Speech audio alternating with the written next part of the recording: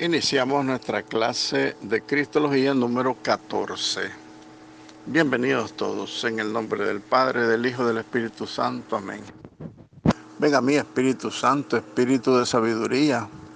Dame mirada y oído interior, para que no me apegue a las cosas materiales, sino que busque siempre las realidades del Espíritu. Ven a mí, Espíritu Santo, Espíritu de amor.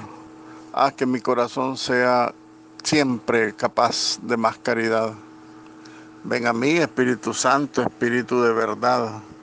Concédeme llegar al conocimiento de la verdad en toda su plenitud. Ven a mí, Espíritu Santo, agua viva que lanza a la vida eterna. Concédeme la gracia de llegar a contemplar el rostro del Padre en la vida y en la alegría sin fin. Amén. Bienvenidos todos. Hagamos soteriología. Sigamos reflexionando.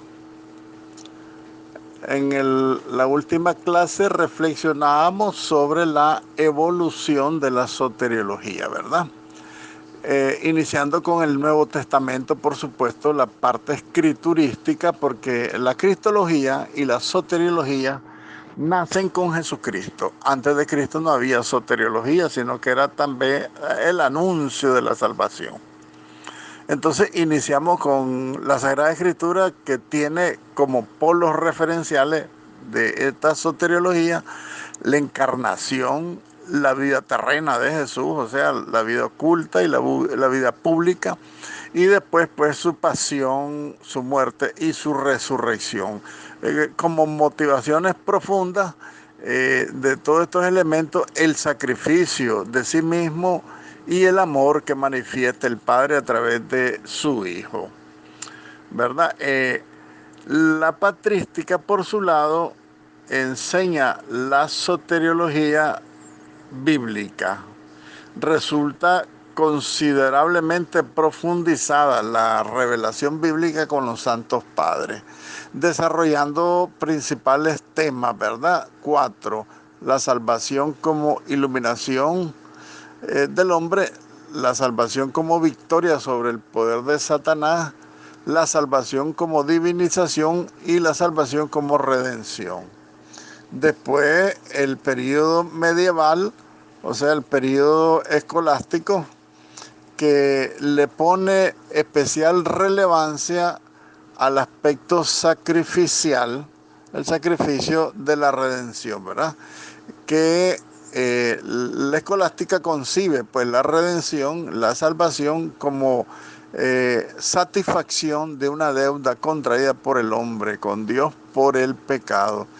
Esta satisfacción a la que está obligado en estricta justicia, ¿verdad? La justificación es obligatoria de todos nosotros por nuestros pecados. Sin embargo, Jesucristo pues asume, Él se hace pecado, ¿verdad? Y esta doctrina medieval, pues de la escolástica, fue ajustada y perfeccionada, digámoslo así, por Santo Tomás de Aquino, ¿verdad? El periodo moderno, pues que quiso oscurecer la soteriología de Lutero, porque él decía que en la cruz se revela la cólera y la misericordia de Dios, que es un error garrafal, que entonces vienen a defender con su apología esta soteriología de los siglos XVI al XIX, con San Anselmo, Santo Tomás de Aquino y Duns Scoto. Finalmente, el Concilio Vaticano II, que hace referencia a la salvación y destaca el Vaticano II el misterio pascual en ese plan salvífico de Dios. Y el magisterio actual, decíamos por último ayer, que se mueve este magisterio de la Iglesia en la misma dirección del Vaticano II. Somos hijos del Vaticano II, ¿verdad? Destacando importantes discursos de los papas. San Pablo VI sobre la redención, Redentor Hominis, y las encíclicas, todas las encíclicas del Papa San Juan Pablo II, especialmente Rico en Misericordia del 1980, dives in misericordia. Muy bien, veamos otro aspecto de la soteriología. Una visión sistemática de la salvación. Lo primero que debemos señalar es el concepto. El concepto cristiano de salvación. Santo Tomás, que es la clave de toda la teología católica, Santo Tomás de Aquino describe la redención como la resultante de 4 elementos, ¿verdad? El mérito de Jesús, la satisfacción, el sacrificio y el rescate. La salvación nos viene de la humanidad de Cristo en cuanto instrumento del Verbo íntimamente unido a Él. Fíjense bien entonces que recuerden que Jesucristo es Dios, es la segunda persona de la Santísima Trinidad, por lo tanto Él no muere, no puede morir.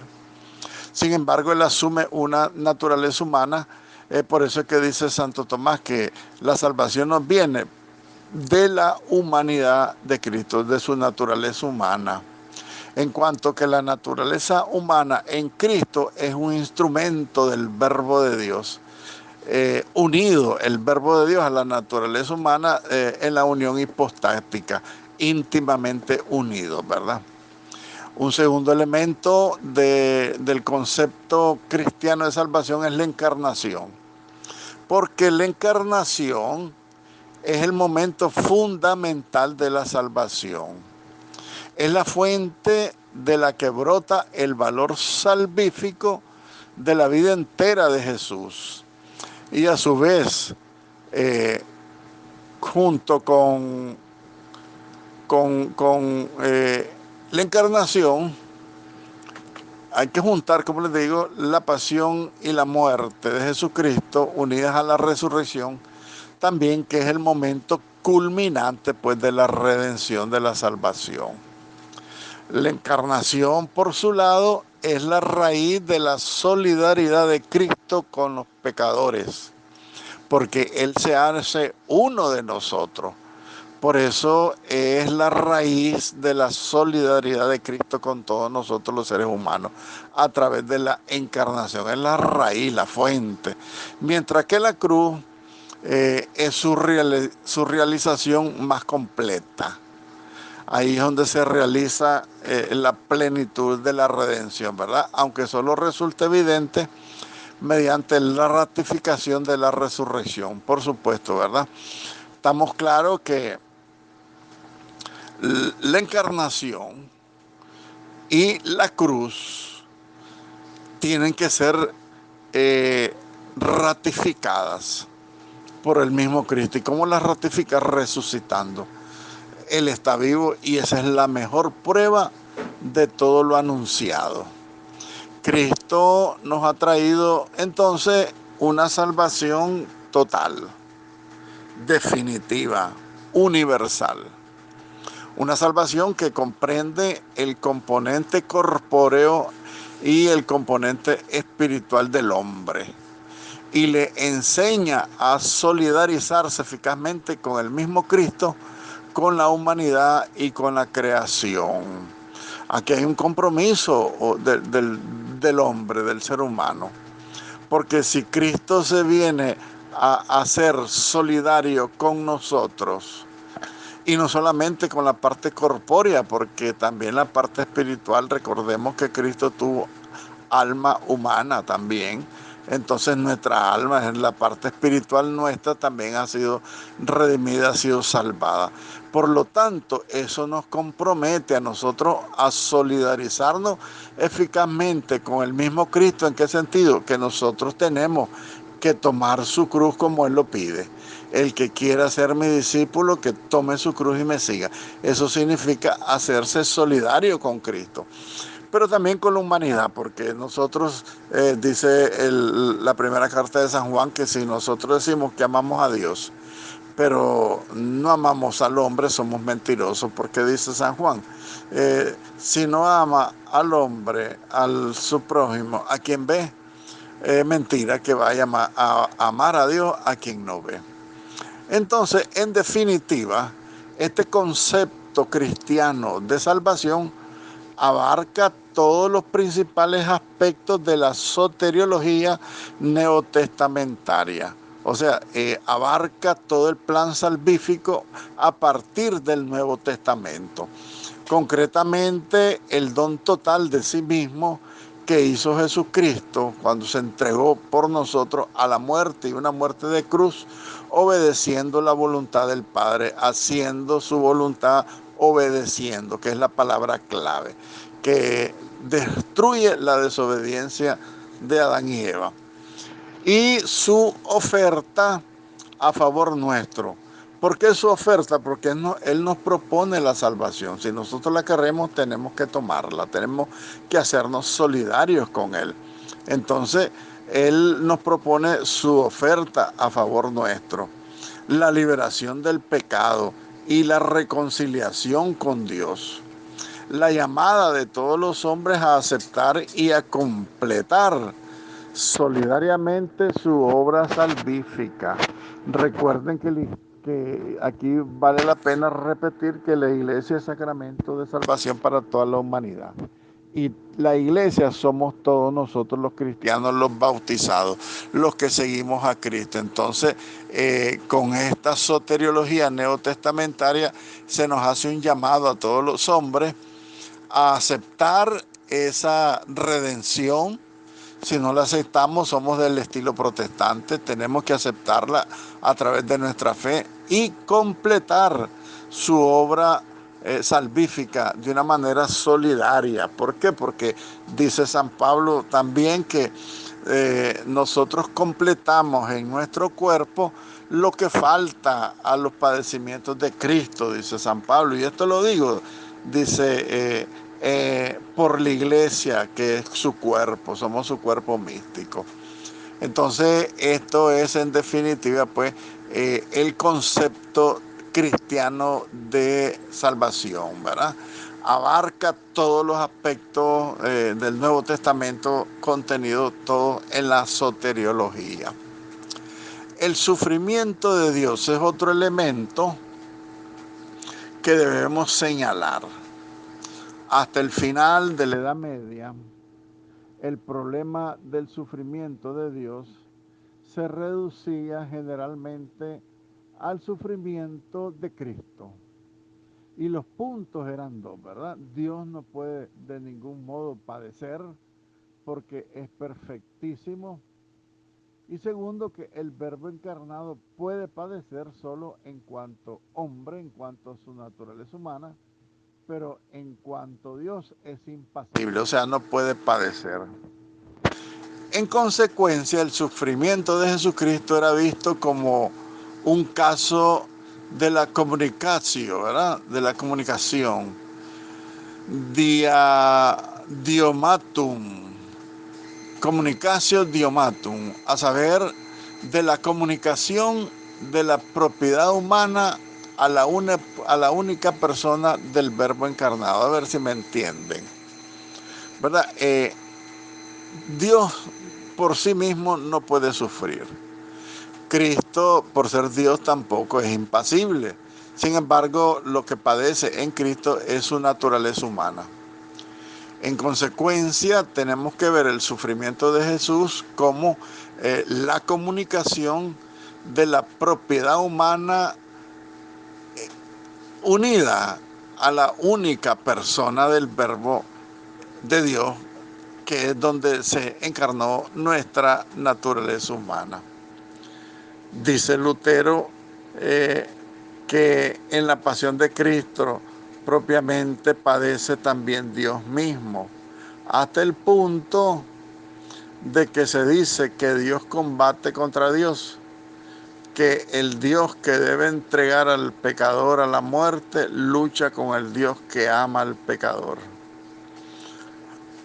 Pero para Maritain, es un teólogo, logra aclarar algo del misterio de la cruz, ya que sostiene que el sufrimiento de Dios es una perfección anónima de Dios.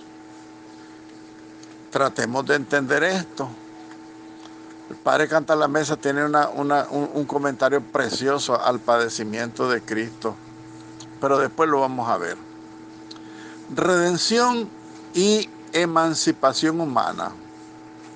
Sin entrar a fondo en la problemática de la teología de la liberación de los comunistas, analizando su referencia a la temática de la salvación cristiana, podemos afirmar que en el término de redención o rescate subyace precisamente la idea de la liberación del hombre. Pero es una liberación según la antropología cristiana católica, ¿verdad? No como la teología de la liberación comunista. Por lo tanto, la teología de la liberación no es discutida por esta elección terminológica, sino por su contenido. Porque el problema de estas falsas teologías, que son medias verdades, no son ni mentiras y tampoco quieren abarcar la verdad total, entonces te dan medias verdades. Entonces, algunas cosas también dichas de la teología de la liberación, pero muchos temas de su contenido pues son los que son contrarios a la fe pura y ortodoxa de la Iglesia. Veamos aquí algunos principios fundamentales. Ya habíamos dicho que el concepto cristiano de salvación abarca toda la vida del hombre, su cuerpo y su alma, ¿verdad? Una salvación integral del hombre, de la muerte y del pecado, no de las luchas ideológicas, como dice la teología de la liberación. Centrémonos entonces qué dice el concepto de salvación cristiana.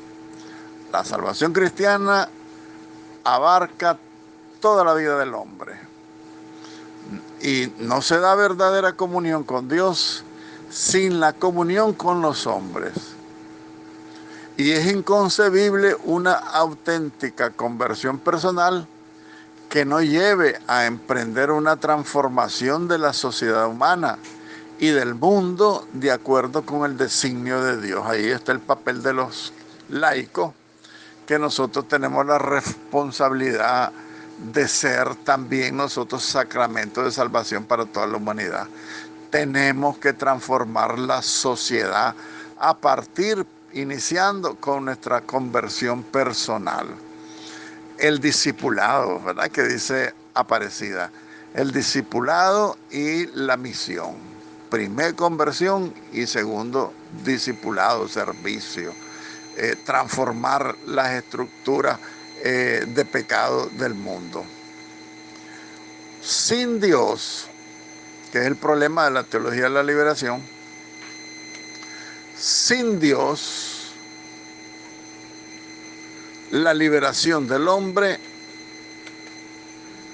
es mera utopía.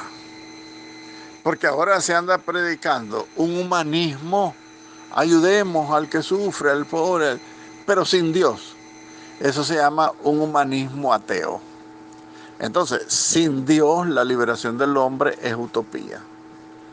Y viceversa, donde está Dios, donde comienza a instaurarse una sociedad más justa, allí obra ya secretamente Dios. Entonces, cuando sacas a Dios de la sociedad, del ser humano, de la vida social, de todo el mundo, si lo sacas a Dios, el hombre va en picada hacia su propia destrucción. Entonces, solamente con Dios hay liberación del hombre.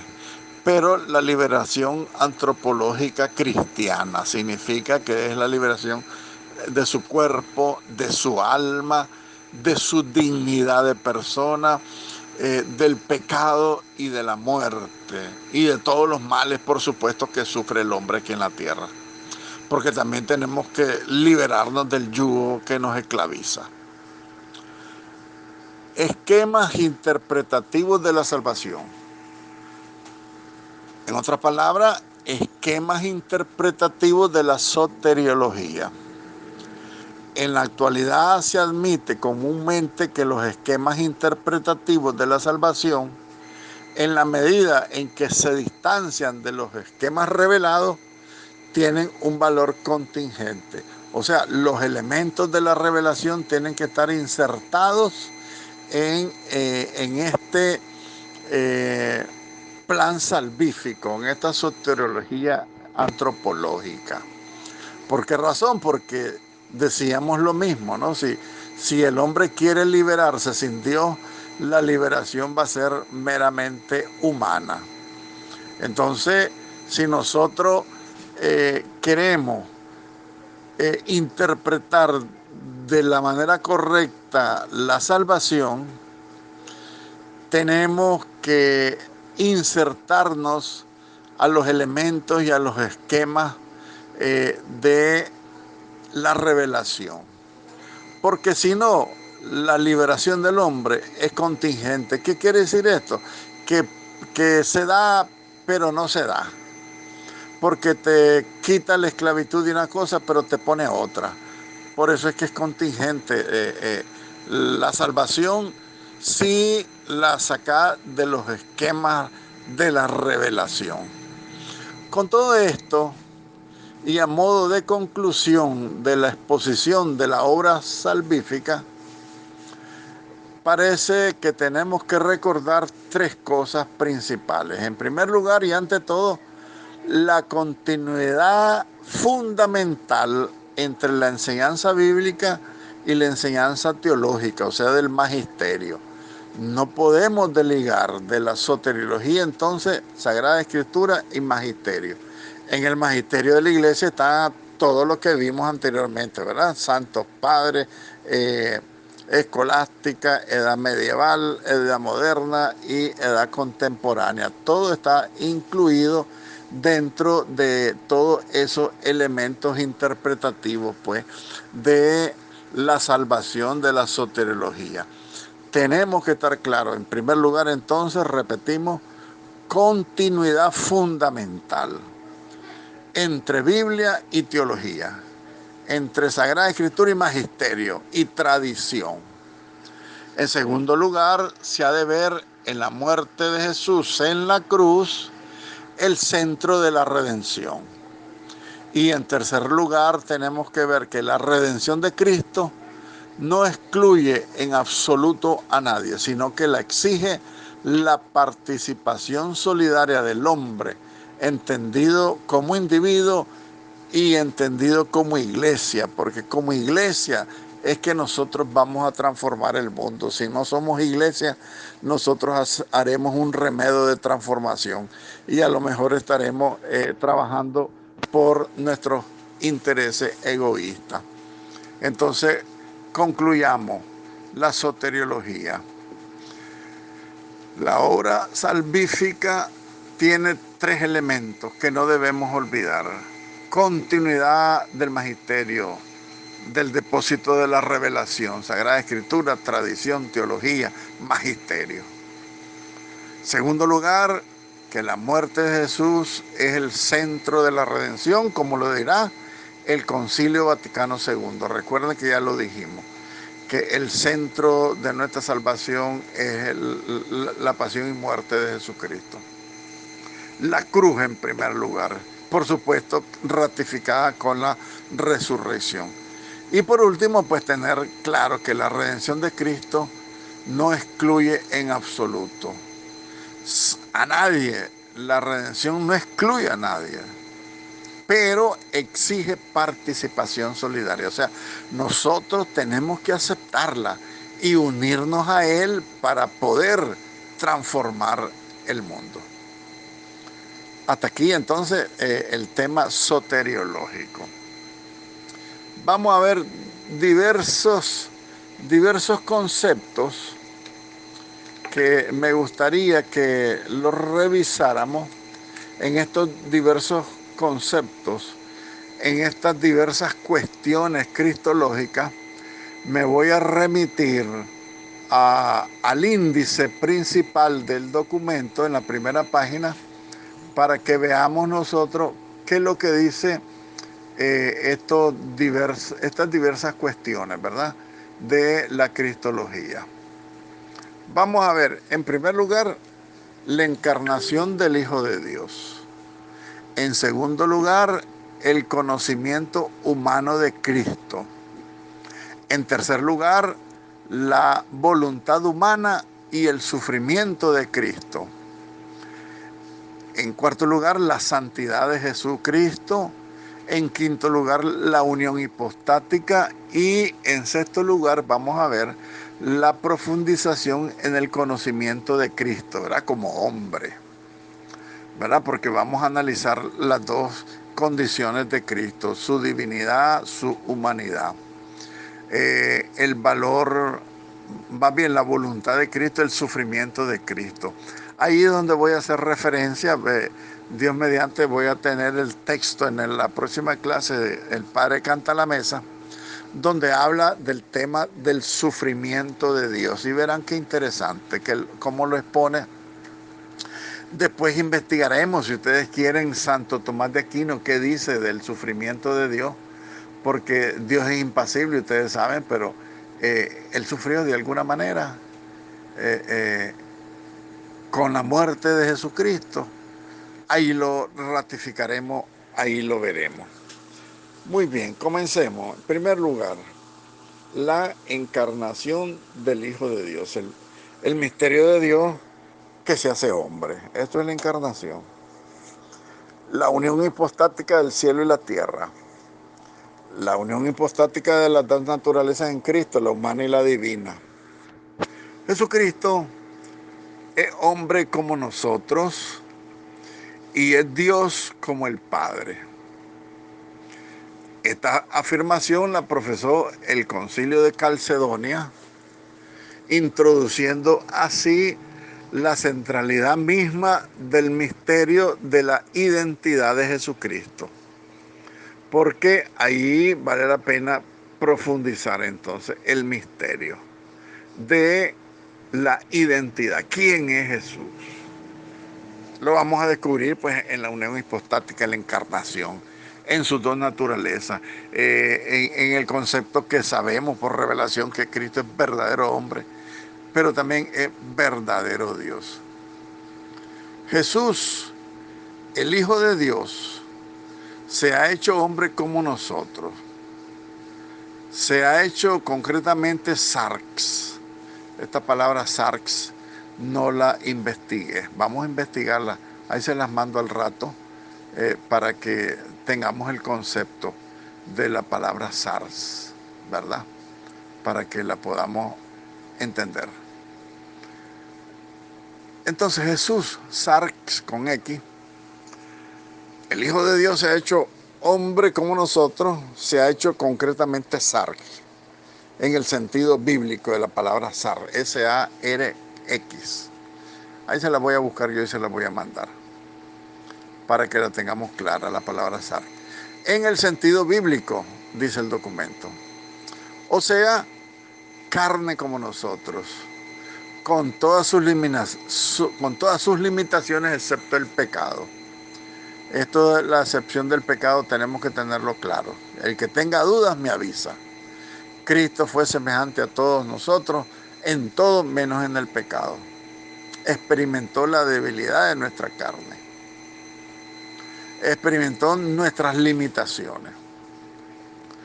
Ser verdadero hombre significa para Cristo estar sujeto a la debilidad humana, al desaliento, al miedo, a la oscuridad, a las incertidumbres del conocimiento humano, a soportar las tensiones de la vida y a conocer el drama de la amenaza de su muerte, que al final tronca toda esperanza. Cuando uno sabe que va a morir y de la forma que va a morir, a cualquiera se le truncan las esperanzas. San Pablo, por su lado, ofrece una clave de acceso a este misterio, cuando para explicar el ocultamiento de la divinidad de Jesucristo habla de vaciamiento. No ya de la divinidad misma, sino de la manifestación de la dignidad divina, de la gloria divina.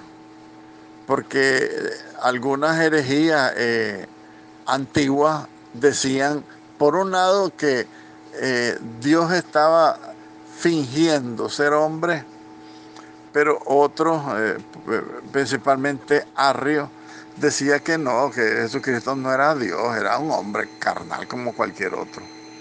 Sin embargo, San Pablo lo explica. Es lástima que nunca lo entendió también Lutero y todos estos sectarios, ¿verdad? El arrianismo y todas las herejías antiguas que San Pablo ya lo había dicho, ¿no? Porque San Pablo ofrece, pues, esta clave de acceso a este misterio cuando habla del ocultamiento de Jesús, porque él dice vaciamiento, no de la divinidad, sino de la manifestación de la dignidad divina. Jesús nunca se despojó de su naturaleza divina, él era Dios. Y la unión hipostática era, ¿cómo les dijera yo? Es eh, que no se pueden, se tienen que identificar las dos, pero que no se pueden separar.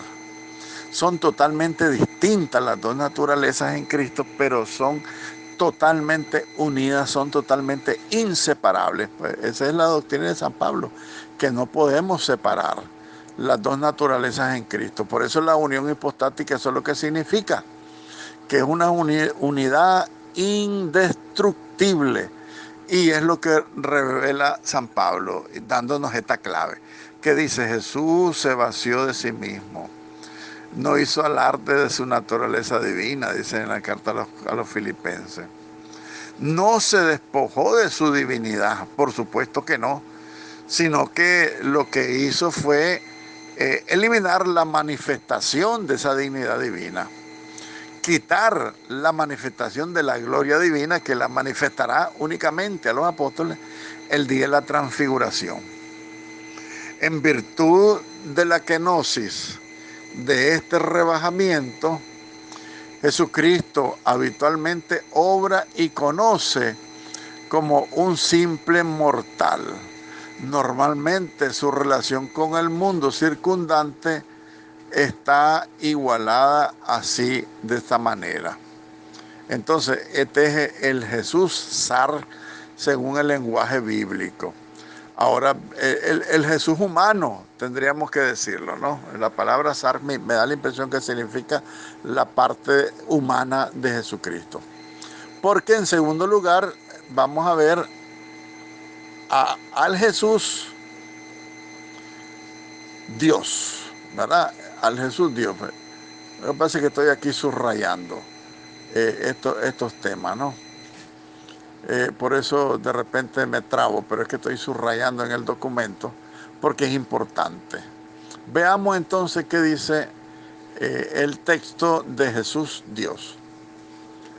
Dijimos que Jesucristo zar, el Hijo de Dios hecho hombre por nosotros, se hizo concretamente hombre en el sentido bíblico, carne débil como la nuestra, con sus limitaciones, menos en el pecado.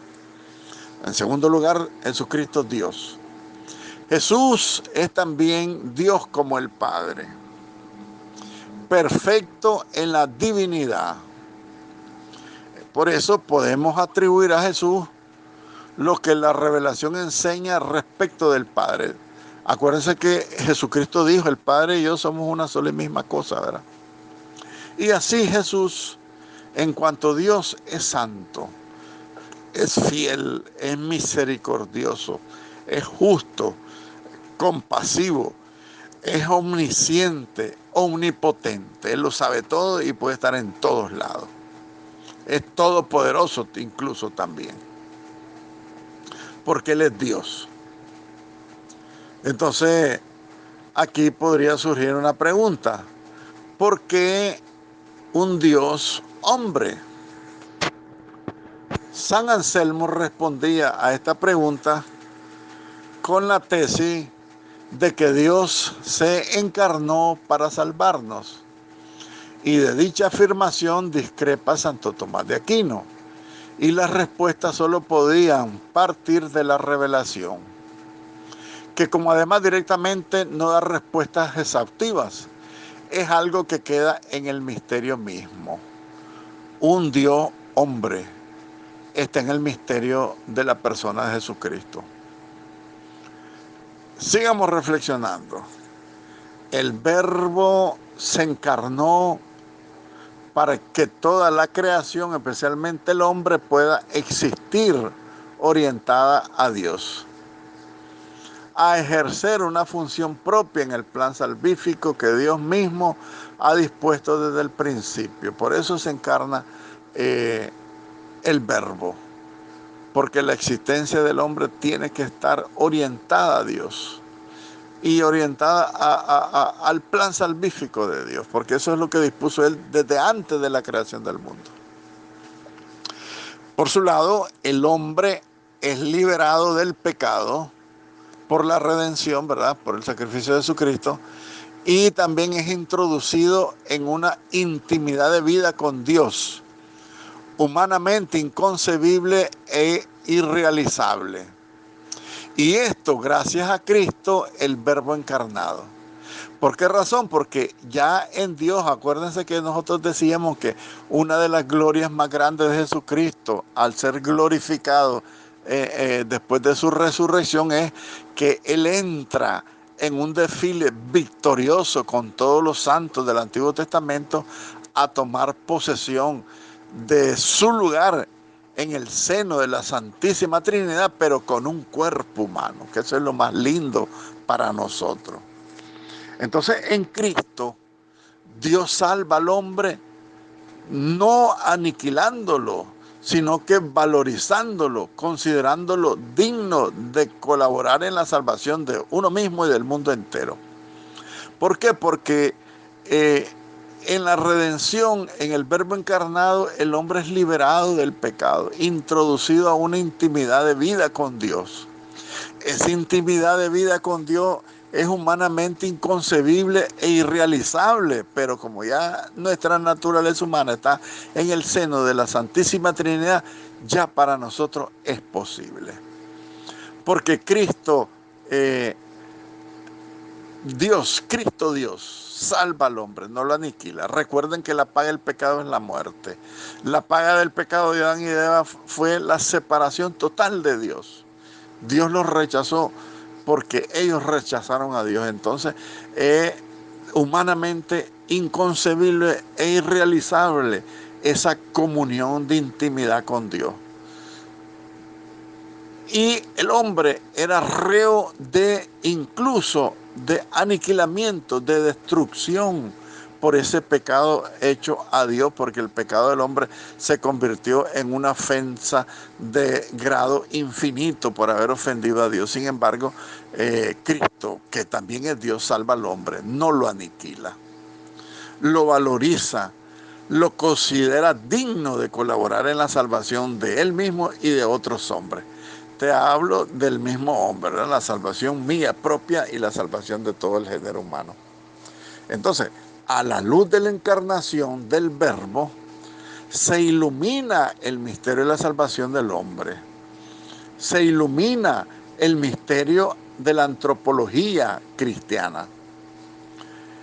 En la encarnación, entonces, se nos da luz para que entendamos el misterio redentor del hombre, el misterio de la redención del mundo, porque entonces Cristo en este sentido es el omega, yo diría el alfa y el omega, como dice la Sagrada Escritura, ¿verdad?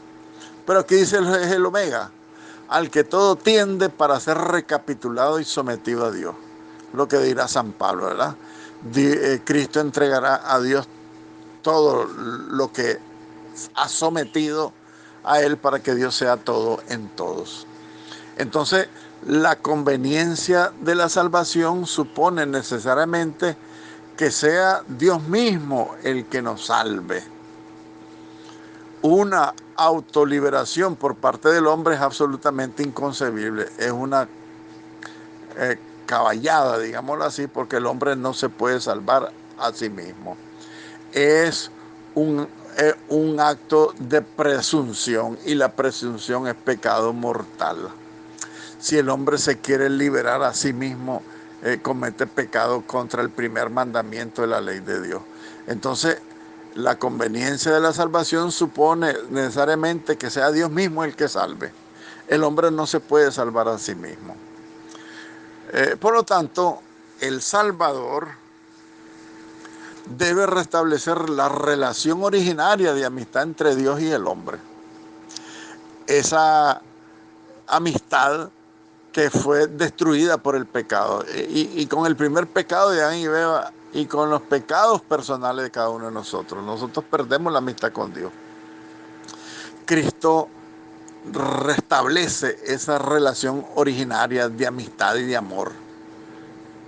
Y lo hace de manera sobreabundante,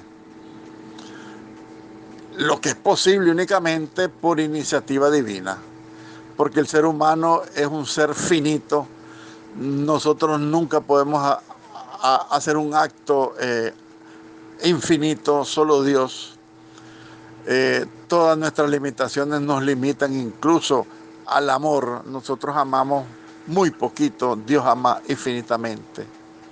Entonces, en ese sentido, cuando Cristo restablece esa amistad con Dios y el hombre, esa amistad que fue destruida por el pecado, Él lo hace sobreabundantemente. Porque como es el infinito, Él hace todo infinito. La redención es infinita, la amistad con Dios se vuelve infinita porque es únicamente esa amistad por iniciativa de Dios. Solo Dios se pudo acercar a nosotros porque nosotros íbamos camino a la perdición eterna. Además, la salvación es descrita como una nueva salvación. Fíjense ustedes, lo que supone absolutamente una nueva intervención de Dios.